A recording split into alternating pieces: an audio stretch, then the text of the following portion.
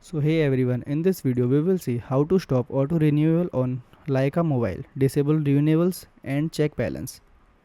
How to stop auto renewal on Lycamobile. Dial star 190 hash on your Lycamobile SIM and follow the menu to cancel or turn off auto renewal for your bundle. You can also log into my Lycam app or website, overview, then bundle, then details and disable auto renewal. Method first is disable auto renewal using USSD code. Open your phone dialer, dial star 190 hash, then press call. Follow the menu and press 1 to cancel auto renewal. After confirmation, your bundle will now renew automatically when it expires. Method 2 is turn off auto renewal in My Lycamobile account.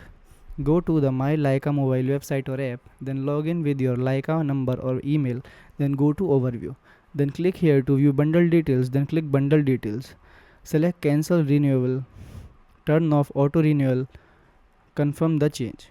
Once disabled, the plan will stop renewing automatically and you must recharge manually.